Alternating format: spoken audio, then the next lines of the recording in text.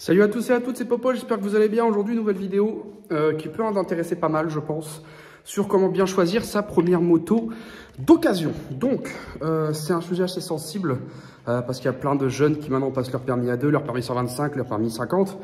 Et ça vaut pour tous les permis, de toute façon, de savoir comment bien choisir sa moto d'occasion. Parce qu'une moto neuve, bah voilà, c'est selon vos choix, évidemment. La moto d'occasion, c'est autre chose. Savoir si ça a été une première main, savoir si elle a été utilisée pas mal de fois, si elle a été bien entretenue, tout ça, c'est très compliqué. Donc je vais vous montrer les quelques points à vérifier quand vous achetez une moto d'occasion, parce que c'est très important de ne pas vous faire avoir. Moi, j'ai acheté ma première moto d'occasion, c'était un Bandit par exemple. Elle avait 125 000 km et non, je l'ai eu à 120 000, bref. Et j'ai regretté parce qu'au final, j'y connaissais rien à ce moment-là, c'était il y a quelques années en arrière. Et du coup, je me suis fait avoir et j'ai fait plein de frais dessus. Donc maintenant, je vais vous montrer comment bien choisir sa moto d'occasion et quels points à vérifier. Donc, pour la première partie de comment bien choisir, il faut déjà regarder avant tout l'année de la moto. Ça dépend, il y en a qui sont de la vieille école, type première moto comme Bandit, les Phaser 600, les SV, tout ça. C'était très bonne moto, très fiable. Ça dure longtemps dans le temps. On n'a pas de, comment dire, de base pour les nouvelles motos. Parce que bon, par exemple, une MT-07, c'est 2014, ça n'a que 6 ans. Les Bandits qui ont maintenant plus de 20 ans, bah, on sait que ça tient. Et dans 20 ans, on saura que la MT tienne parce que j'ai un ami qui a une MT7 qui a plus de 100 000 bornes et qui se tient très bien. Donc voilà, c'est des très bonnes motos, c'est très fiable, la MT-07. Donc voilà, après, c'est à vous de voir quel type de moto vous voulez. Parce qu'on a du roadster, on a du trail, de la sportive, de l'enduro, on a du supermoto. Enfin, après, c'est à vous de voir vraiment le style de moto que vous voulez par rapport au type de conduite que vous voulez. Mais dans tous les cas, les points à vérifier sont les mêmes et je vais vous les indiquer tout de suite. Et j'ai oublié aussi de vous dire, donc, bien checker l'année. Waouh, bah, on ne voit plus. Bien checker l'année, surtout très important. Bien checker le kilométrage de la moto. Il faut pas se dire qu'une moto qui a beaucoup de bornes, elle va vous lâcher. Parce que comme je dis, moi j'ai acheté un Bandit à 120 000, la moto ne m'a pas lâché. Mais c'est au niveau des consommables que c'était pas très bien. Donc plaquettes de frein, disque, suspension. Et du coup, il y avait d'autres problèmes. Par exemple, le moteur avait été ouvert, ils avaient remis de la pâte à joint au lieu de mettre des vrais joints. Donc c'était la merde un peu partout. Mais du coup, moi je vais vous expliquer tout ça, comment pas vous faire avoir surtout. C'est super important de ne pas vous faire avoir. Donc après, voilà, checkez bien l'année, checkez bien le kilométrage. Et c'est ça qui va pouvoir beaucoup plus vous aider que le reste. Donc, n'ayez pas peur de vous dire que si vous achetez une moto qui a 80 000, elle va clamser. Non. Si derrière, elle a bien été entretenue, vous pouvez y aller sans aucun problème. Ok, les gars? Donc, voilà. Donc, dans un premier temps, ce qu'on voit sur la moto, c'est visuel. La première chose, c'est de se dire, elle est propre, elle est bien entretenue. Pas du tout. Non, c'est pas parce qu'une moto est propre et qu'elle a l'air très belle visuellement qu'obligatoirement elle est bien entretenue. Elle a pu avoir des chutes, elle peut avoir un problème moteur, elle peut avoir plein de choses. Donc la première chose à vérifier, c'est d'allumer la moto. C'est ce que je vous conseille. Donc pas l'allumer, mettre le contact. Enfin mettre le contact mais pas la démarrer. D'accord? Et checker. Donc ici sur la MT, on a toujours un voyant moteur qui s'allume. On a toujours le voyant ABS qui se désactive au bout de 10 km/h. Et le voyant neutre, qui est logique. Il ne faut pas que, voilà, quand vous démarrez la moto, ici, regarde bien, je vais démarrer la moto.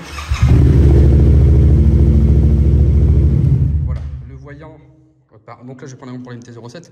Le voyant moteur s'éteint quand on allume une MT-07. Si vous allumez votre MT-07 et que le voyant reste allumé, c'est que c'est pas bon. C'est qu'il y a un problème quelque part. Donc moi, je vous conseille déjà d'allumer la moto, voir que le compteur ici, hop, ici, tourne très bien, que toutes les informations s'affichent. Et surtout, descendez bien ici quand vous démarrez une MT-07. Écoutez le bruit que ça fait.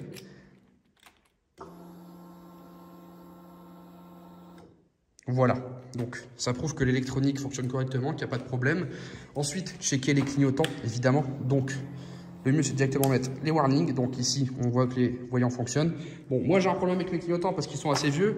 J'en ai que un sur la ligne qui fonctionne. Comme vous voyez, hop, c'est parfait que ça soit allumé, que ça soit éteint. Donc, vous voyez, j'en ai un qui est un peu plus faible. Donc ça, voilà, il faut les changer, mais ils sont fonctionnels. Ensuite, on va les voir à l'arrière. Moi, sur ma MT, j'ai modifié, donc j'ai tout dans le phare. J'ai tout dans le phare, donc tout fonctionne à l'arrière, on est bon. Donc ensuite, évidemment, bien checker tout le reste, le klaxon. Bon, moi, alors, il fait un bruit bizarre parce que j'ai mis ma vignette d'assurance dessus, ce qui fait que je l'ai un peu trop serré, ce qui fait qu'il ne klaxonne pas bien, ok? Mais il fonctionne. Ensuite, checker l'état. Donc pour checker l'état des feux, il faut l'allumer. Là, on a allumé, comme vous voyez, on est en plein phare. Bien checker ici. Hop. Bien checker que la manette ici derrière fonctionne bien ici. Bien checker que la manette derrière fonctionne bien. C'est le cas. Et après, bien checker les freins. On peut voir ici, quand j'appuie sur le bouton de la pédale de frein ici. Hop. Tac. Ça s'allume. Et sur les freins avant,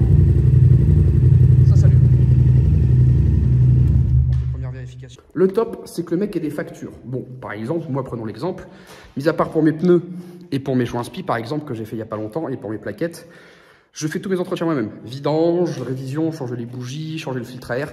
Ça, je le fais moi-même parce que j'ai les capacités de le faire, d'accord? Donc, par exemple, moi, si un jour je vends cette moto, voilà, si le mec demande, t'as des factures, je dis oui, j'ai les factures de mes joints spi, j'ai les factures de mon changement de pneus, mais sinon, le reste, changement de bougie, changement de truc, c'est moi qui les fais. Donc, j'achète les pièces et puis je monte moi-même. J'ai pas de facture, j'ai rien de tout ça.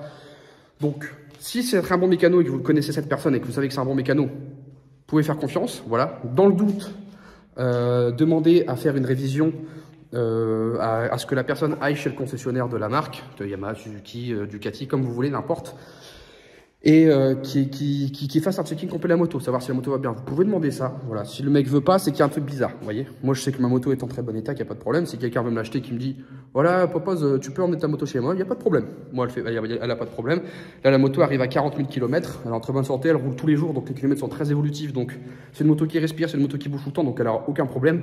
Par exemple, la première batterie m'a duré 5 ans. Vous voyez, 5 ans la batterie, 5 ans elle m'a duré. Donc bon, c'est qu'elle est fiable dans le temps. Et donc ensuite, si vous avez des factures, tout ça, vous avez la paix. Et après, ce qu'il faut checker, il va y avoir, on va ici, putain.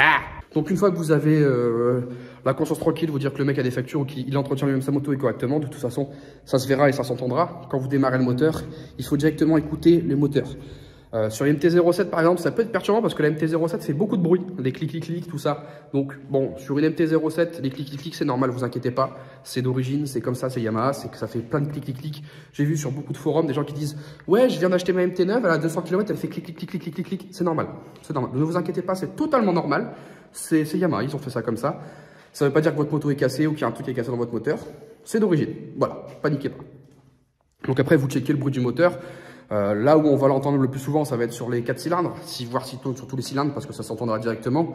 Parce qu'il y a des motos qui sont entretenues, par exemple des motos à carbu type Bandit, par exemple, si le carbu mal entretenu, ça va venir tout boucher, et ça peut tourner sur 3 ou 2 cylindres, et là, vous le sentez tout de suite. Point important aussi, moi, je n'achèterais, si j'achetais des motos d'occasion, je n'achèterais des motos qui n'ont tourné qu'au samplon 98. Alors, pourquoi? Parce que le samplon 98, ça peut être une idée reçue, mais il est mieux pour votre moteur parce que déjà c'est un peu plus gras et ça va mieux lustrer tout l'intérieur de votre moteur avec le mélange d'huile, tout ça. Ça sera bien mieux le samplon 98 que le samplon 95. Après, libre à vous de mettre ce que vous voulez. Le samplon 95 est moins cher, mais le samplon 98 pour moi est mieux. Voilà, c'est dans ma tête. Moi, c'est une idée que je me mets dans ma tête. Je n'achèterai pas de moto qui a tourné au samplon 95. Voilà. On passe au prochain point. Donc, le prochain point à checker, ça va être les points visuels. Donc, le plus important, ça va être les disques. D'accord, les disques de frein, les plaquettes de frein, les joints spi, très important de ne pas vous faire avoir, le kit chaîne, les pneus. Alors, les pneus, bon, c'est des consommables, donc ça se change très facilement. Et l'aspect général de la moto, d'accord. Voir si ici, quand vous allumez votre moto, par exemple, hop, voir si les rapports se passent bien. On est en neutral, on appuie ici, hop. Donc, ça passe pas. La moto n'est pas démarrée. C'est parti. Alors. Voilà. Première. Deuxième. Troisième. Quatrième. Cinquième. Sixième.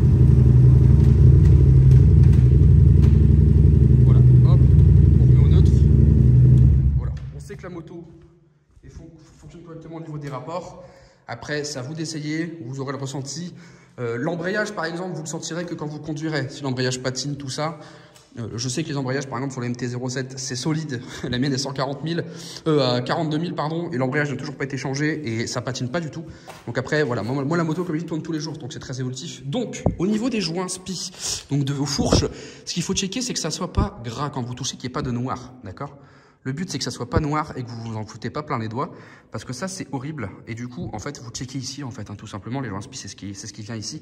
C'est ce qui fait l'étanchéité de vos fourches.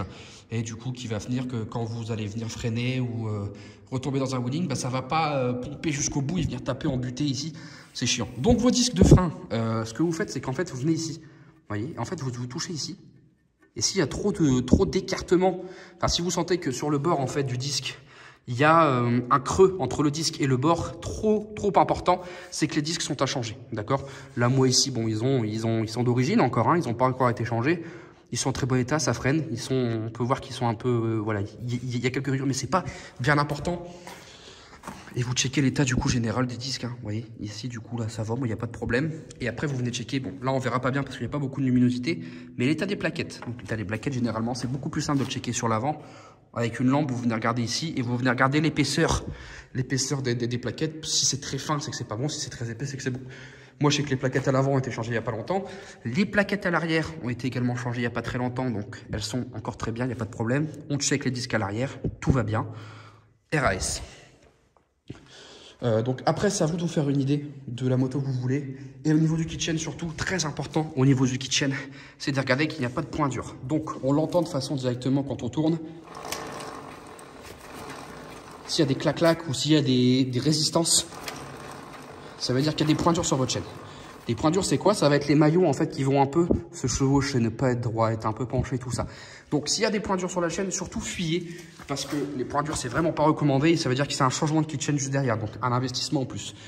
Donc les pneus, voilà les pneus par exemple, bon, moi ici, putain. Donc les pneus ici, bon moi, je suis pas un PD, je penche. Hein. C'est juste que comme là on est en hiver, regardez, si je frotte, la bande de peur, elle est au bord là. Hein. Moi j'y vais, moi je suis pas un PD moi, c'est parce que là il pleut en ce moment donc les pneus est un peu sale. Checkez l'usure de vos pneus. Alors après ça c'est pas le plus cher pour le coup. Moi je sais que là par exemple ce pneu arrière là est à changer, c'est sûr et certain, je suis au témoin déjà. Donc pneu à changer. À l'avant généralement ce qu'on fait sur une moto, c'est qu'on va venir changer 2 fois le pneu arrière pour changer une fois le pneu avant à chaque fois. Donc 2 pneus arrière, un pneu avant. Et une fois que j'arrive au deuxième pneu avant, c'est que vous changez une deuxième fois l'arrière, tout simplement. Parce que le pneu avant c'est pas le pneu qui merde. Qui tractionne quoi, c'est le pneu, c'est pas la roue motrice, du moins, oui, excusez-moi, c'est pas la roue motrice, donc c'est celle qui va plus prendre, c'est la roue arrière, surtout si vous faites des roulings et que vous avez tendance à tartiner et que vous avez une moto puissante. Plus la moto sera puissante, plus vous aurez le pneu usé. Donc si vous voulez une vidéo sur le type de pneu qu'il faudrait pour le type de moto que vous avez, le type de gomme dont vous avez besoin selon votre type de roulage, moi je peux vous faire une vidéo là-dessus, je m'y connais pas mal. Donc n'hésitez pas à me poser la question en commentaire et me le dire. Ouais, on veut bien une vidéo sur les pneus, il n'y a pas de problème, je vous la fais moi, ok? Donc, c'est à vous de voir, à vous d'essayer la moto. Évidemment, quand vous essayez une moto, toujours bien pensez à prendre un chèque de banque au minimum ou leur donner votre permis. Après, c'est celui qui vend la moto qui va vous donner ses conditions pour pouvoir essayer la moto. Moi, je sais que si un jour je la vends, le mec qui veut l'essayer, il a un chèque de banque avant du prix de la moto que je lui demande, au minimum. C'est tout ce que je demande. Et voilà, moi, il n'y a pas de problème. Moi, c'est tout ce que je demande. Un chèque de banque, le permis de conduire de la personne. Je ne laisse pas partir la moto avec quelqu'un sans rien. Ou alors, si j'ai une deuxième moto, je vais l'essayer, voilà, je le suis, et puis comme ça, il aura pas tendance à essayer de me la voler. Ok? Donc voilà. Pour moi, j'ai fait le tour. Vous voyez, par exemple, ici, bon, je vous fais un deuxième tour, mais checker aussi l'état général des... Voilà, moi, par exemple, ici, vous voyez, le levier de frein ici est un peu mangé. Putain, le focus, il se fait pas, focus, ta race. Donc, le levier de frein est un peu mangé. La poignée ici, elle est un petit peu mangée parce que j'ai glissé, mais ça reste du fonctionnel. Tu vois, moi, je sais que si je vends la moto, eh ben, je la vends comme ça. Le mec qui veut changer la poignée, il la change. Le guidon est pas tordu. C'est juste du caoutchouc. Putain de ta mère. Donc, c'est juste du caoutchouc à changer. D'accord, c'est pas bien grave. C'est un peu griffé ici, c'est un peu griffé là. Mais c'est rien. C'est que de l'esthétique. Tu vois. Ne vous fiez pas à l'esthétique. S'il y a des trucs de griffés, c'est normal. Moi, les motos, elles sont faites pour rouler. Voilà, c'est fait pour ça. C'est pas, voilà, c'est pas des véhicules neufs. Quand vous achetez une voiture, si vous voulez une voiture nickel ou une moto très propre, eh ben, allez l'acheter neuve en concession. Ça sera plus cher, certes. Mais voilà. Moi, par exemple, ici, ma ligne d'échappement, elle est un peu griffée ici en posant le genou, en faisant les surpistes, tout ça. Elle est griffée. Ça n'empêche pas que la ligne d'échappement est fonctionnelle. Il n'y a pas de trou dans mes collecteurs. Enfin, tout va bien. Le collecteur n'est pas percé. Tout va bien. Enfin, je veux dire, voilà.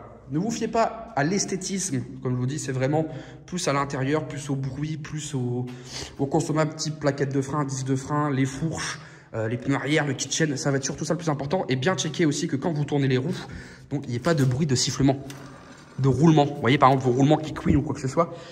Voilà, faites tout checker, regardez bien, surtout comme je dis, joint spi, disque et plaquettes, kitchen, c'est ça le plus important. Et après, contrôler le bruit du moteur. Voilà, si vous pensez entendre un truc bizarre, ne prenez pas de risque. Ok? Donc, voilà. Donc, c'était Papa. J'espère que la vidéo vous aura plu. Voilà, hop. Attends, on va la refaire. Hop, ici.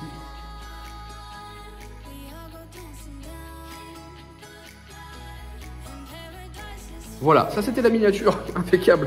Alors on fait le taf, on est youtubeur et à un moment il faut bien le faire aussi, tu vois.